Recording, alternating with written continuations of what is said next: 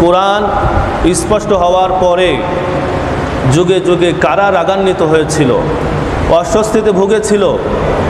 মনে রাখতে হবে, কোরআন স্পষ্ট হওয়ার পরে আল্লাহর নবীর যুগে কাফেররা, মুরতাদ বেঈমানরা, প্রত্যেক যুগের কাফের বেঈমানরাই শুধু অস্বস্তিতে ভুগেছে।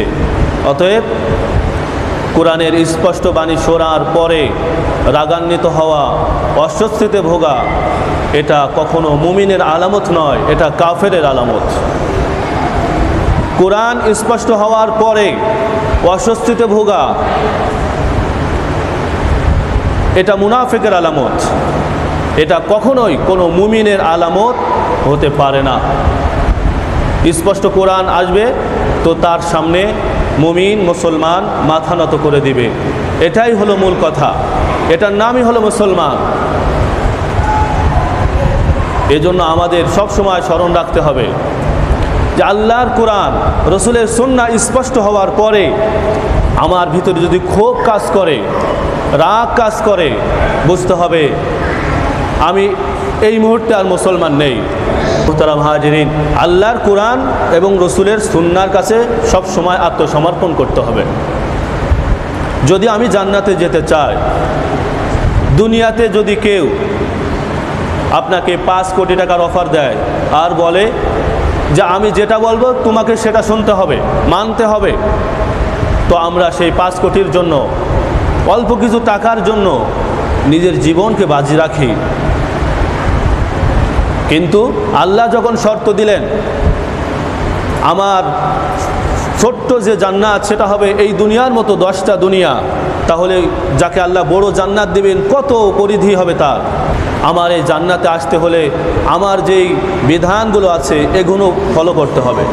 আমরা 5 কোটি টাকার জন্য যতটা নিজের জীবনকে বাজি রাখি, আর আল্লাহর জান্নাতে যাওয়ার জন্য 1% নিজের জীবনকে, নিজের মানসিকতাকে এক মুহূর্তের জন্য আল্লাহর সামনে নত করি না। এর দ্বারা বোঝা যায় আমি পরকালকে বিশ্বাস করি না। এর দ্বারা কি বোঝা যায় আমি আসলেই কি পরকাল বিশ্বাস করি? যেখানে কোরআন সুন্নাহ স্পষ্ট বাণী আসার পরে কেন আমি রাগান্বিত হব? এটা তো মুসলমানদের আলামত না।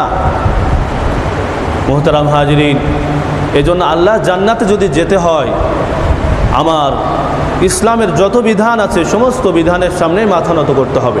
যারা জান্নাতে যাবে তারা কোরআন স্পষ্ট হওয়ার পরে খুশি হবে যে আমি ভুলেছিলাম। সব সময় মনে রাখতে হবে আল্লাহর কোরআন স্পষ্ট হওয়ার পরে রাগান্বিত হওয়া এটা মুমিনের আলামত নয়, এটা মুনাফিকের আলামত। আল্লাহর কোরআন রসুলের হাদিস স্পষ্ট হওয়ার পরে অস্বস্তিতে ভোগা, অসন্তুষ্ট প্রকাশ করা, এটা কাফেরদের আলামত। এজন্য সবসময় মনে রাখতে হবে আমি যদি জান্নাতে যেতে চাই, আমাকে আল্লাহর যখন যে হুকুম সেই হুকুমের সামনে আনন্দ চিত্তে নত হতে হবে, তবেই আল্লাহ আমার জন্য জান্নাত রাখবেন। আর না হয় যতই মুসলমান দাবি করি, যতই নামাজ কালাম পড়ি, এই নামাজ কালাম দিয়ে পরকালে আল্লাহ মুক্তি দিবেন না। সব সময় খেয়াল রাখতে হবে আল্লাহর হুকুম আসার পরে যদি প্রয়োজন হয়, সন্দেহ হয়, যাচাই বাছাই করতে হবে।